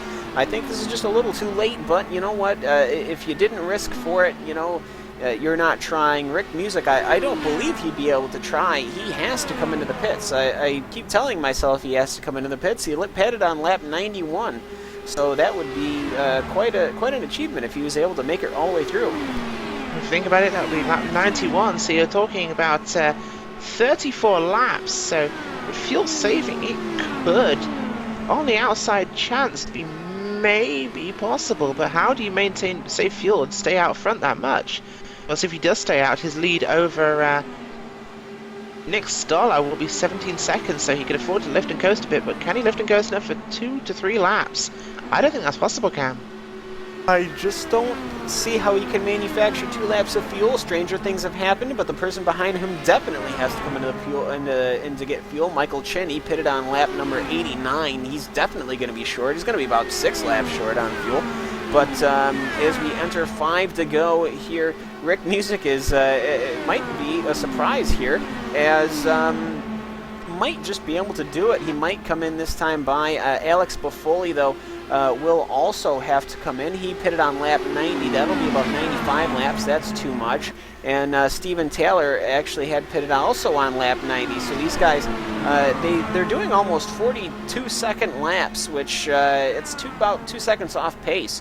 As Brian Sullivan is right behind on that fresh fuel, those fresh tires, with Nick Stoller right behind.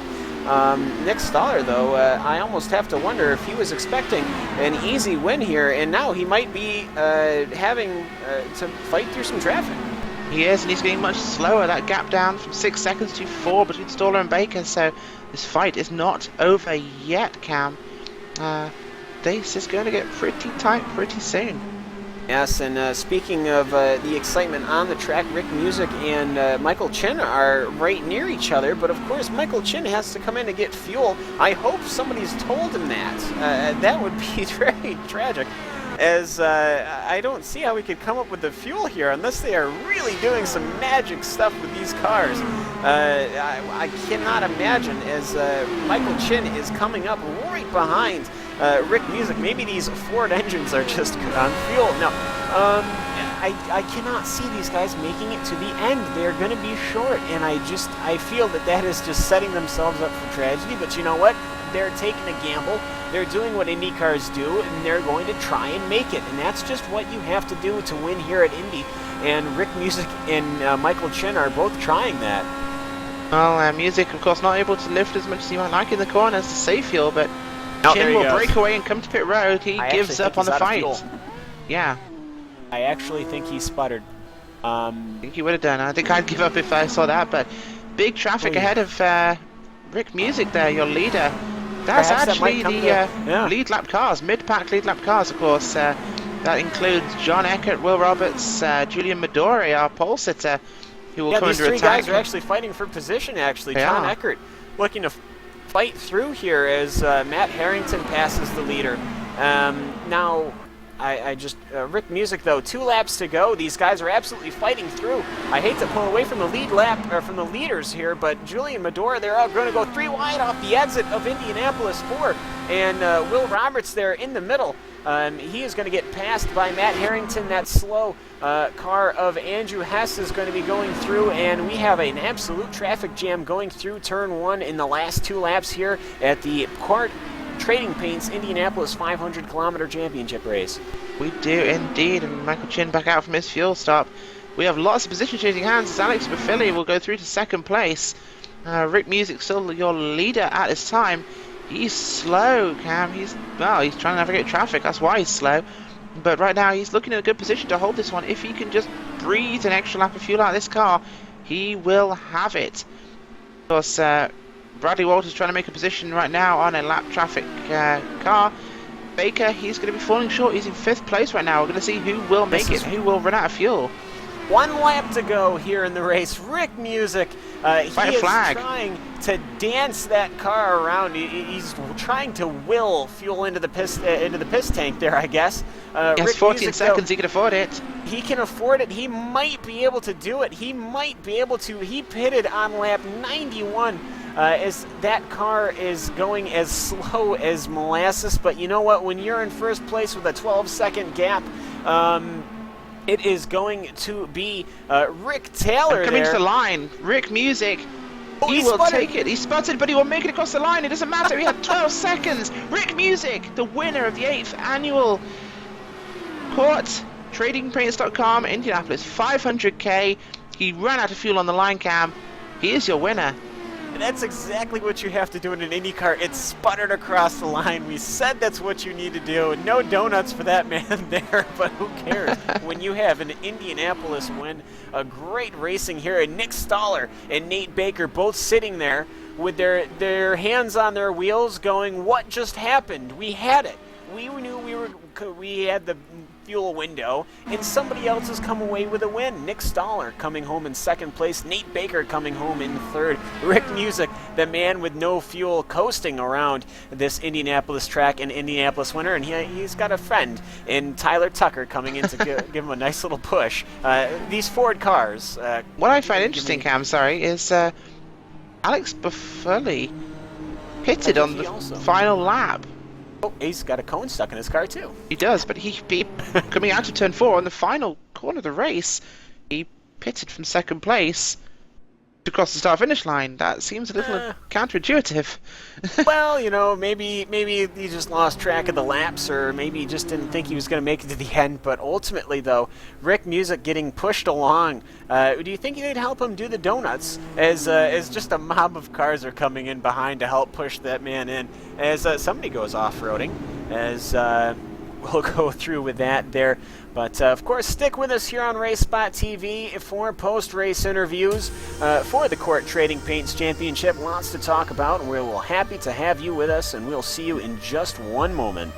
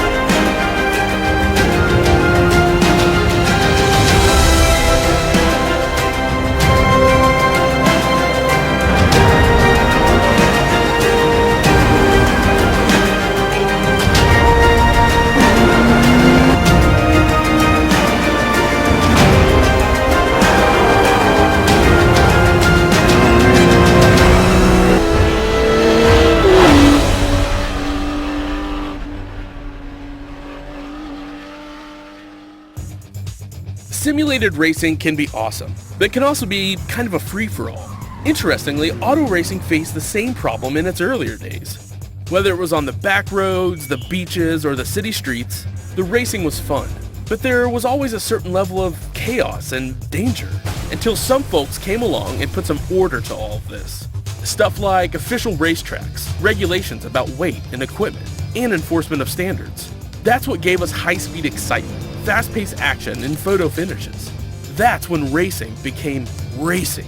The guys over at iRacing.com have made the same transformation in the world of sim racing. Sure, they've got the most accurate tracks and realistic cars out there, but that's just the start. See, iRacing analyzes the performance and results of each driver in every race, so you can be sure you're always placed in races where the competition will be tight, and that those reckless drivers who ruin it for us all are kept in the pits. Not to mention that with over 45,000 active members already in their vast community, you can find races day and night, so you can always get in on the action. You can even join a league of your favorite series. And since updates are always automatic, you don't have to worry about software and can focus on the track. Zip up your fire suit and check out iRacing.com.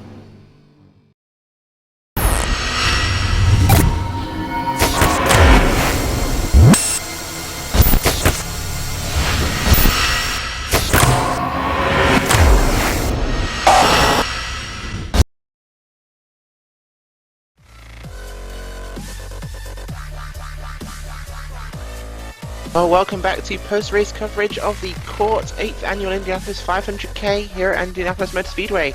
Rachel Whiteford back with Cam Walsh, and we're going to run through your finishing positions for today's event. Coming home, drinking the milk, kissing the bricks, it will be Rick Music. He started in 3rd position. He spotted at the line, he made it to the finish. Rick Music is your winner. 2nd place will be Nick Stoller, followed by Nate Baker in 3rd. Bradley Waters and Alex Buffoli filling out your top 5. Michael Chin in 6th. Joseph Cavoni, Matt Harrington, Will Roberts, and John Eckart your top 10. Behind them, Andrew Hess, Julian Midori, Andrew Hayes, Brian Sullivan, Chris Gutierrez, Stephen Taylor, John Martin, Christopher Carpenter, Tyler Tucker, Wayne Lemke Jr., David Dambosi, Jake Finch, Brett Black, Cody McCorkle, James Guter, Kevin Bartlett, Chris Sweat, Morgan Murphy, Sean Sadler, and Chad Lance.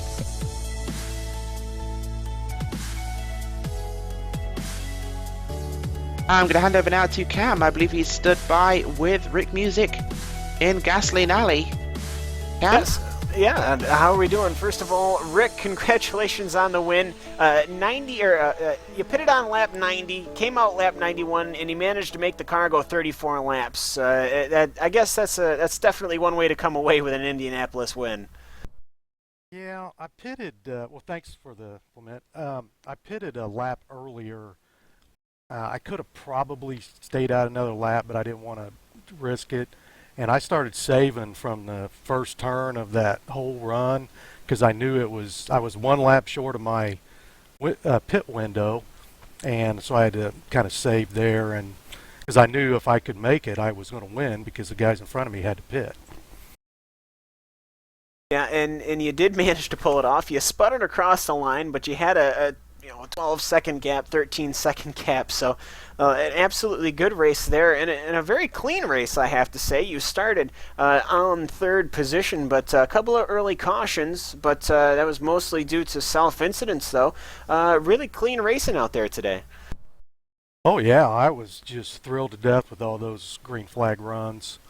I knew that would help me, too, if we can just get a bunch of green flags and runs in there. And I knew that, if I could keep it off the wall, because the car was a little tricky.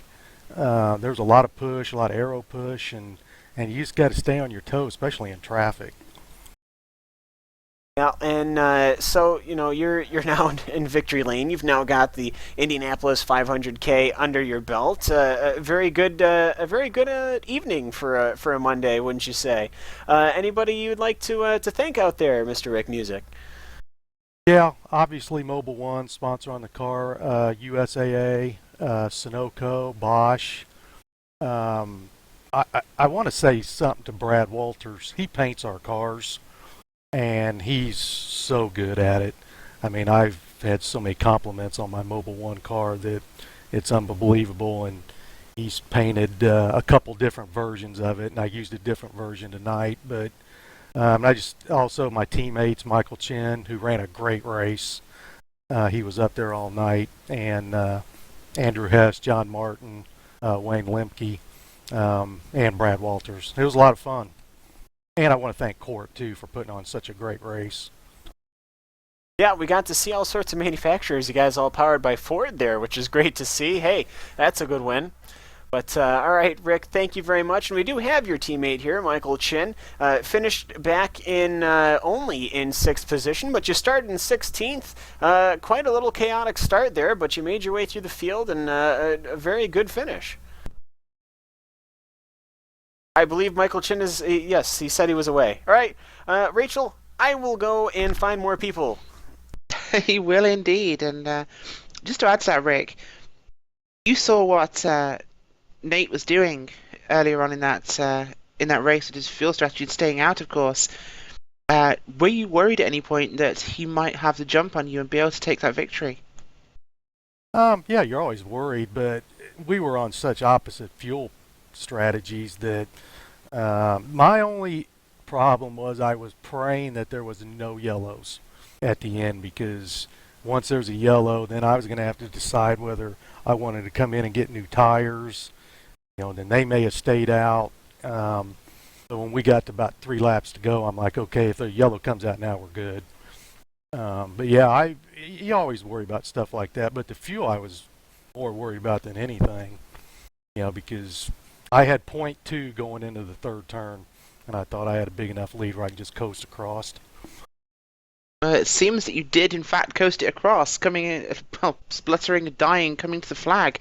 Possibly the best way to finish an Indianapolis race? Not really, but I'll take it. Because last year, my teammate and I, Andrew Hess, we were just racing back and forth, and a bad yellow came out when he was ahead of me. So I wish that would have finished. So, winning Indianapolis, take them how you can get them. Well, thank you, Rick. And that was Rick Music. Yes. The number 11 car. He started the race in 3rd position. He led 28 laps, and, well, he led the most important one, lap 125. Your winner here tonight for the CORT 8th Annual Indianapolis 500K. Cam, I believe you got somebody else for me. Yes, I'm here with 2 people. I've got Joseph Servone from number 30 and James Gouda, number 86. Now you guys, you've had quite a different races. Joseph Servone, a good race, finishing up in 7th position, ran in the front of the field all day, and James Gouda having a little bit of a rough day, ended up on lap 50 something or other. We'll start with you, James. First of all, it was a good-looking car. It was a good racing track, but it just didn't click here today, did it? Yeah, the Gremlins got us again for sure. We've still been yet to actually finish this race, but we'll go at it next year. But yeah, we were coming off of turn 1 on lap 53, and it just got a little bit too tight behind the car in front of me. And I thought I made the right adjustments, but it just drifted up and hit the wall. And unfortunately, it didn't. It did more damage than just the side pod. It actually pushed in the tires, and it eliminated us from this race. Yeah, and that's very unfortunate news. And I have to say, I really did love that Valvoline paint scheme. It was tough to see that one go, but you know what? There is always the next year, and Indianapolis is always good. It was very clean racing, I have to say. At least from the first part, you were kind of in that traffic there, and I have to say it was clean all the way around. Oh yeah, no, it was awesome. Unfortunately, we missed a drivers' meeting, so we had to start at the tail end of the field. But it was about after lap 14. I had worked my way up from the tail end, which I believe was about maybe 27th, 28th to 18th. So I mean, that in itself, I mean, that's not a bad race right there. And thank you very much for the paint scheme compliment, by the way. The Valvoline always looks good on one of these Indy cars. Yes, it always does. James Gouda finishing out in 25th position, but definitely not for the effort. Though, on the other side of the city, it's Joseph Servone running all the way up in the top of the field for most of this race. Started in 10th position, finished in 7th. Joseph, a good race for you in that Mercedes-powered IndyCar, which is, I have to say, I haven't seen these cars, and all of the paint schemes are great. I love the Mercedes-powered. How'd that work out for you? The Mercedes power was great. We definitely had a lot of speed, but just definitely nothing to match Rick Music or Nick Stoller there. Those guys were incredibly fast. But the car was pretty good. I just missed it on the fuel strategy, and I really shouldn't be this disappointed with the first time I've actually finished this Indy 500 game, but I'm so disappointed with 7th, I can't tell you. Well, hey, I mean, it's a lot better than ending up in the wall, I have to say, but still a good finishing in that Shell-sponsored car. I have to say, quite a wide variety here. Good racing all the way through. I don't think I saw 2 cars make contact, and you were definitely in the battles. Yeah, I was battling with Rick early in the race, and then I forget which pit stop it was, and he just kicked it up a notch, and then he just blew by me. I couldn't keep up with him, but yeah, I don't know. It was a crazy race. It was definitely one of the most interesting races I've ever been in, I think. Can't believe I actually finished this thing, you know? I don't usually have good luck at Indy. Well, I mean, it's 7th position is definitely a good one, and I'm sure you'll be very happy with that. Joseph Servone, anybody you'd like to thank out there? First off, I gotta thank Dave and the guys at CORT for putting on this thing. It was a hell of a good time, and then I gotta thank Andrew Hayes for letting me drive his Fury Inc. IndyCar today. Well, Joseph Servone, thank you for being with us, and I believe we might also have Michael Chin. Chin, are you there? I sure am. All right, hey, I dragged you up earlier. I asked you questions and everything. It was great. It was a very one-sided interview. I'm sorry.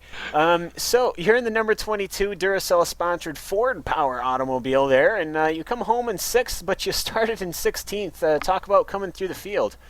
Well, I basically made an error on my first pit stop. I missed my pit stall as I come through, and that turned out to be a blessing in disguise. That got me some track position, and then got a couple of breaks with the yellows falling the way I needed them to fall. Got me some track position, got up front, and pretty much stayed up toward the front of the field for the majority of the day. And unfortunately, just the timing of the pits, the fuel situation got me a little caught out there at the end with having to make a stop with a couple to go. Yes, we're not able to save the fuel like Rick Music there was able to, but ultimately 6th place, not bad at all. Anybody you'd like to thank out there? Oh, just all the teammates, all the folks that help make this Duracell car go. They all do a tremendous job. I just feel lucky to be able to drive for them. Yes, and the Duracell car having beat the Energizer car today, so that's always a win. Well, Michael Chin, thank you for coming with us. The number 22 car coming home in 6th position. And over to you, Rachel, and I think that's all we have here today. It is indeed, and of course, congratulations to Rick Music, your winner here in Indianapolis. He has bricks, he has milk, and, well, doesn't have any fuel, but that doesn't matter to him right now. I've been Rachel Whiteford, he's been Cam Walsh, and we've had Hugo Louise sitting here silently on the cameras. Thanks for watching another broadcast from RaceSpotTV. This has been the 8th annual CORT Indianapolis 500K. Good night.